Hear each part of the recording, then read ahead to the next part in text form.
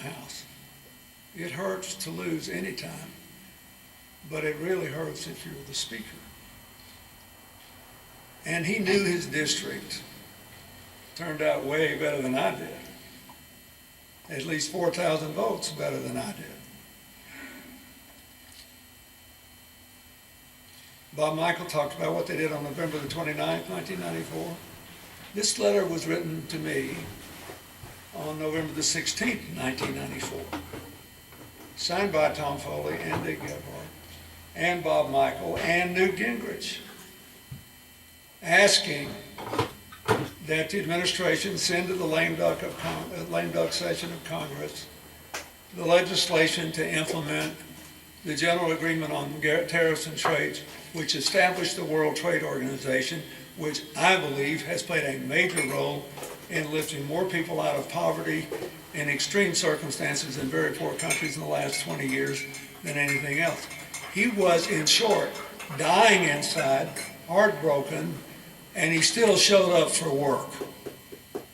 And he still believed that the purpose of political service was to get the show on the road. I will never forget this letter as long as I live.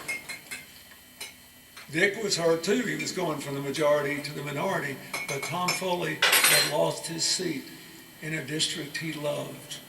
I talked to him about the wrinkles and curves of that district I don't know how many times.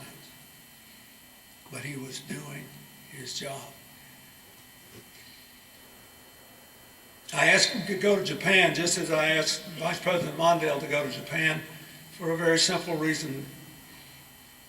After our wartime conflict, they became one of our greatest allies and one of the greatest forces for democracy and security and freedom and growth in the world.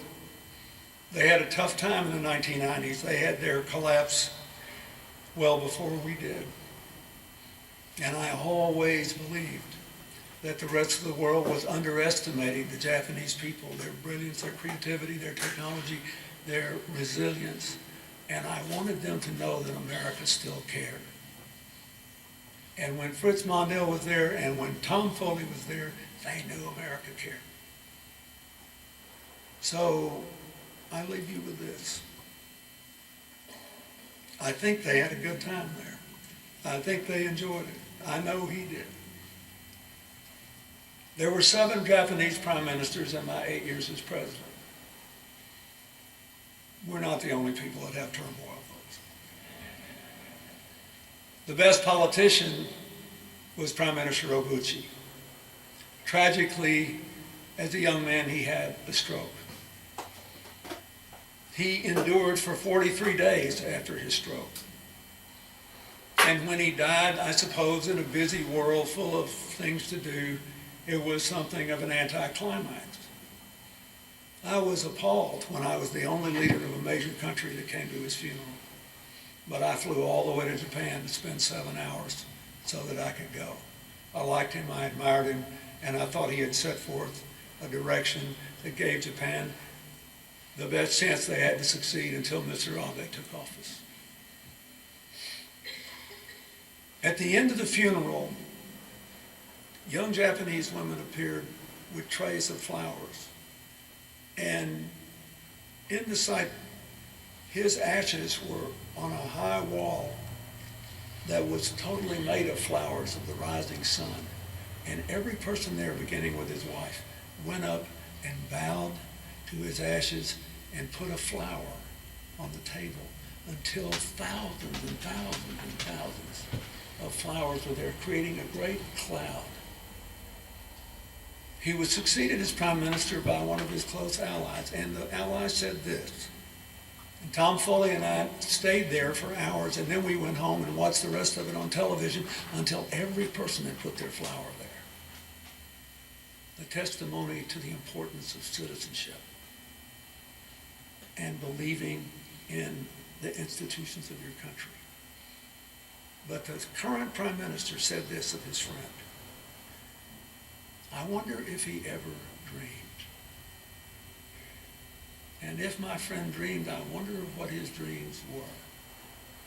Whatever they were, I hope they have all now come true.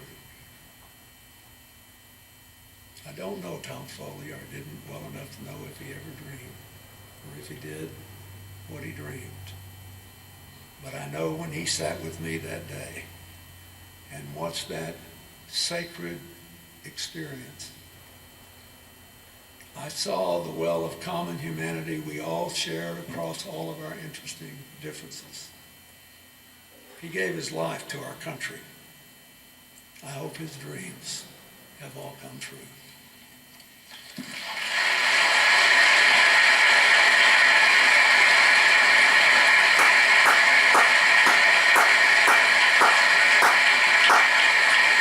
Nice comfort food.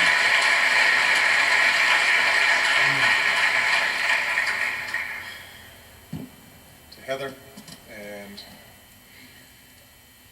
the Foley family, to Tom's colleagues and friends, President Clinton, Vice President Mondale, former speakers, and those who preceded me. I am honored to join you today to remember a man who embodied the virtues of devotion and respect for the institution that he led, for the colleagues that he served alongside, and most importantly for the citizens that he had the honor to represent. Unlike so many of you, I did not have the privilege of knowing Tom personally. I admired him from afar. But like millions of Americans, I benefit from his legacy. Thanks to Tom, more children get a head start on success in school and in life. More seniors receive better health care. More families breathe easier because they know their country will be there for them in times of need. And all of them, all of us, are indebted to that towering man from Spokane. I think in listening to the wonderful memories that have been shared, we get a sense of this man, and we recognize his humility. He often attributed much of his success to good luck, and he may have had a point. Leader McConnell told the story about his first race. There were a couple of details that got left out. On the way to Olympia to file the paperwork for his first congressional campaign, apparently Tom blew out a tire. So he and some friends hitchhiked to a service station to get it fixed. And then as they approached the outskirts of the city, they ran out of gas. So they pushed the car up the hill, coasting into town just before the deadline. I've done that. And Tom went on to win that race by a resounding 54 votes. So there's no question that there may have been some luck of the Irish operating when it came to Tom Foley, as well as incredible stamina. But what led him to make history as the first Speaker of the House from west of the Rockies was not luck. It was his hard work, his deep integrity, and his powerful intellect. And, as Bob Michael so eloquently and movingly stated, his ability to find common ground with his colleagues across the aisle. And it was his personal decency that helped him bring civility and order to a Congress that demanded both, and still does. Which brings me to a final point. At a time when our political system can seem more polarized and more divided than ever before, it can be tempting to see the possibility of bipartisan progress as a thing of the past, old school, as Bob said. It can be tempting to wonder if we still have room for leaders like Tom, whether the environment, the media, the way that districts are drawn, and the pressures that those of us in elected office are under somehow preclude the possibility of that brand of leadership? Well, I believe we have to find our way back there. Now more than ever, America needs public servants who are willing to place problem solving ahead of politics. As the letter that President Clinton held up indicates, as the history of the crime bill shows. We are sent here to do what's right, and sometimes doing what's right is hard. And it's not free. And yet, that's the measure of leadership. It's important for us who feel a responsibility to fight for a cause to recognize that our cause is not advanced if we can't also try to achieve compromise. The same way our founders saw it, as a vital part of our democracy. The very thing that makes our system of self-government possible. That's what Tom Foley believed. That's what he embodied. That's the legacy that shines brightly today. Now, on the last day that he presided as Speaker, Tom described what it should feel like to serve the American people in this city. He spoke about coming to work in the morning and catching a glimpse of the Capitol. And he said that it ought to give anyone a thrill, a sense not only of personal satisfaction, but very deep gratitude to our constituents for the honor of letting us represent them. And Tom never lost that sense of wonder. You know, it's interesting, as I read that passage, what he wrote, the first time I visited Capitol Hill, Tom Foley was Speaker. I was a very young man, and I was doing community work. And I remember seeing that Capitol and having that same sense of wonder.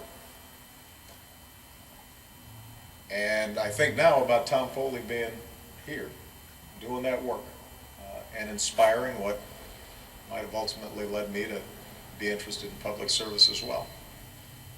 When we're standing outside these magnificent buildings, we have that sense of wonder and that sense of hope.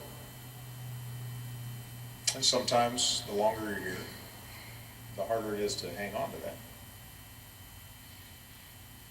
And yet, Tom Foley never lost it. Never lost that sense of wonder, never lost the sense of gratitude. What a privilege he felt it was to serve. And he never forgot why he came here. On behalf of this nation and his state and the citizens that he loved and respected so much. And so as a country, we have to be grateful to him. And to Heather and to the people of the great state of Washington, thank you so much for sharing Tom with us. God bless Tom Foley. God bless the United States of America.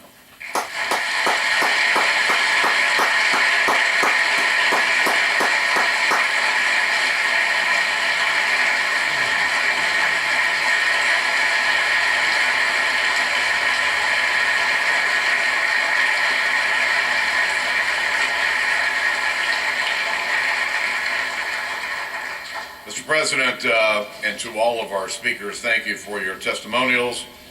In keeping with tradition, at this time I would like to ask Leader Pelosi to join me as we present Mrs. Foley with a flag flown over the Capitol on the day of the Speaker's passing, and a copy of House Resolution 383, a resolution expressing the House's sincerest condolences.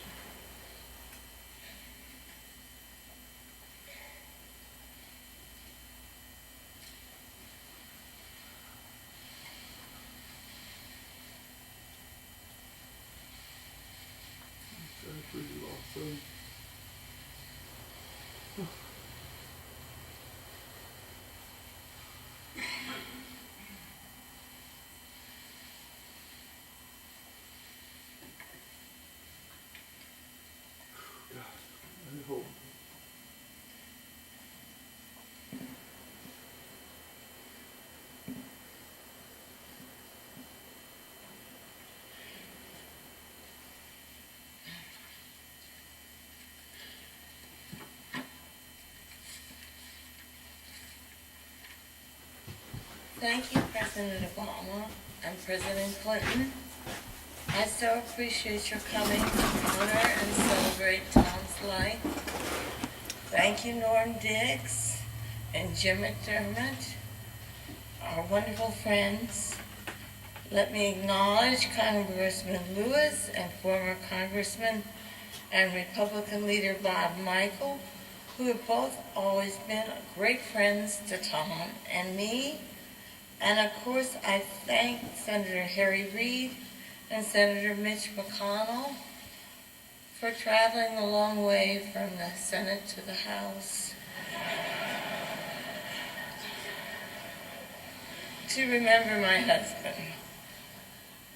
Also, I want to thank the special envoy from Japan, Minister Masahiko Komura, and Ambassador Sasai Anderson and Westmacott, plus the diplomatic delegations for coming. I owe a special debt of gratitude to Speaker Boehner for making this memorial service possible. Without his caring and competent staff, this event would not have happened. I say when my husband was Speaker, we had about one person who handled this kind of work. The Speaker has been most gracious and helpful, and I applaud him for that. I want to say a few words about my husband. As you probably know, I worked for him for years as an unpaid staffer. I did not plan to do this when I married him in 1968. I was sort of wooed in to be a volunteer for just a little while to see how things go, and I remained for the full time. He was here.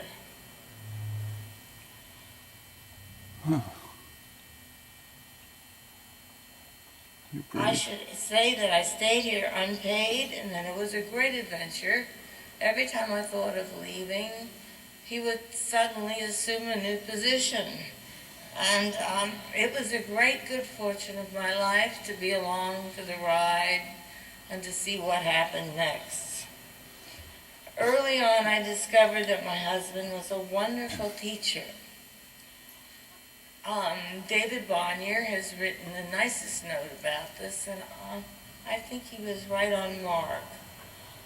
I can look back and say that his father taught him about fairness, patience, and all the virtues everyone has mentioned today.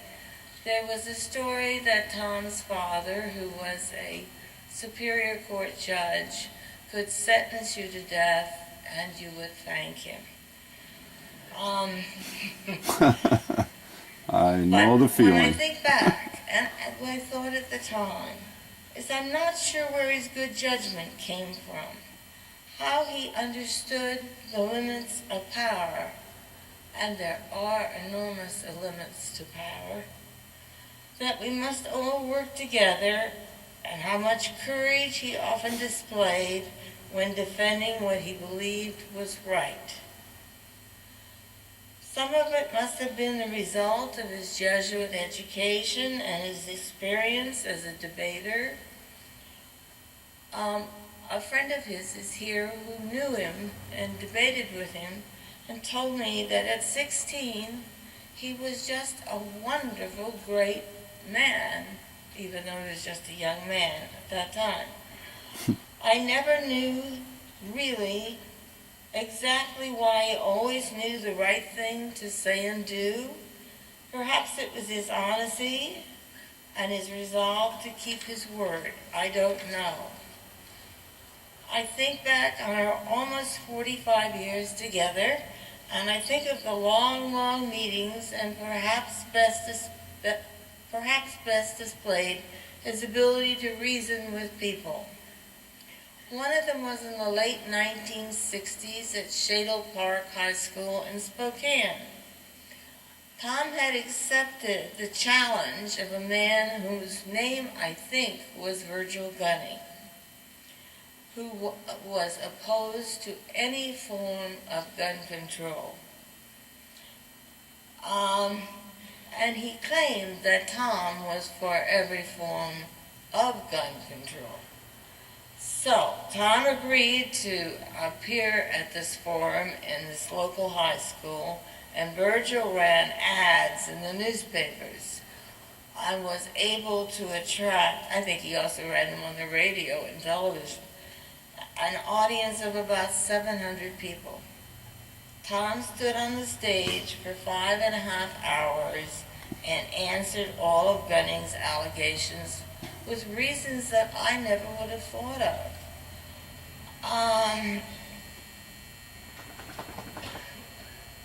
There were endless questions from the audience. There were bumper stickers waved about the Hungarians limited their guns and that's why they lost their freedom, something to that effect.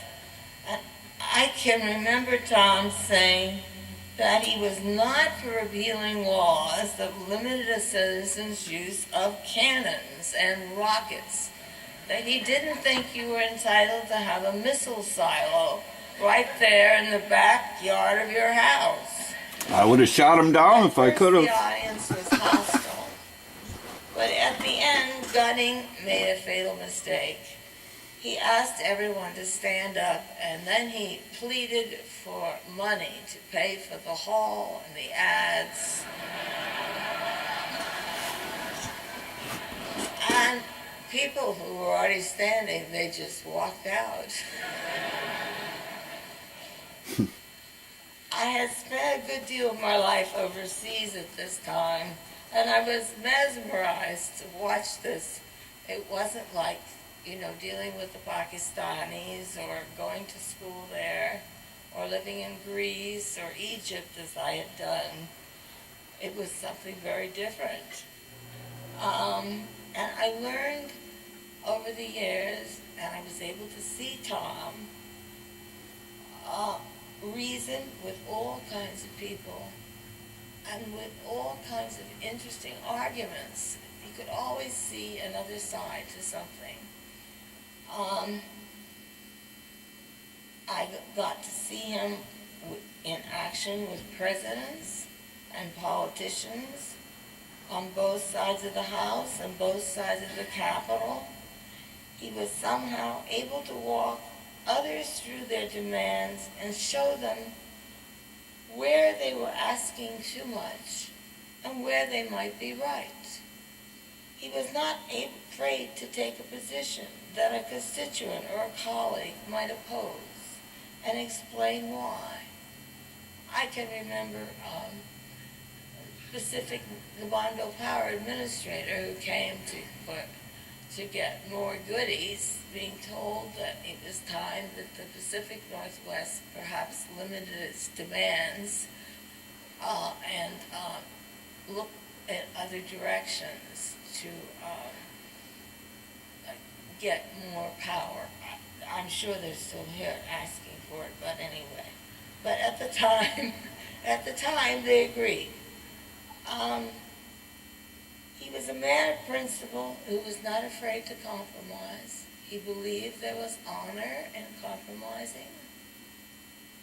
When he nearly lost the election in 1980, he did not retreat to the life he enjoyed as chairman of the House Agriculture Committee,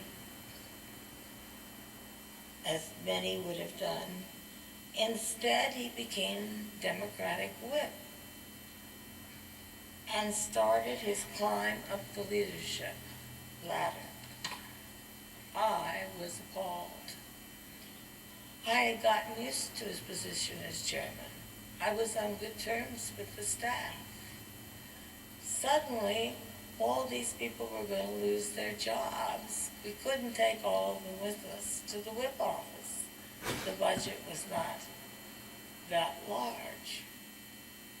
So, I got used to it, and then he moved up the ladder again and again. It would have been the easy thing to stay as chairman of the Agriculture Committee, And I should have known that this extraordinary man was destined for extraordinary things. I'm afraid I've kept you too long. Thank you so much for coming to salute the life of a man, great man. Thank you.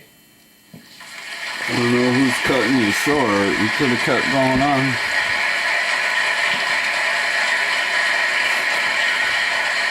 Thank you. You're brave. Thank you for your service to your husband and to the country.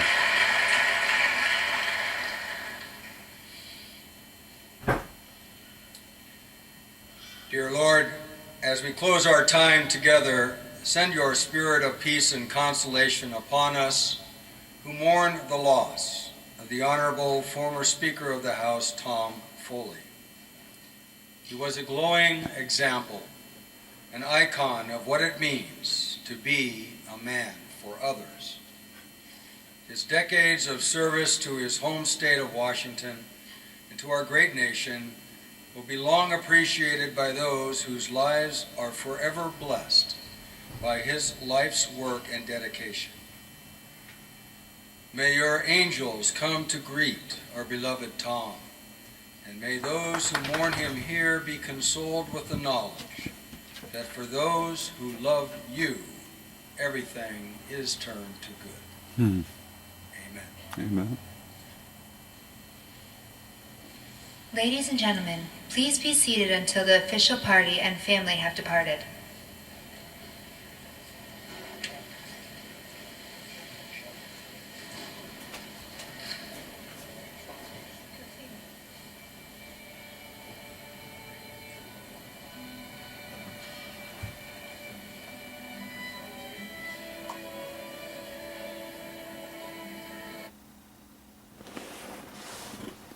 Well, did you see any reptilians?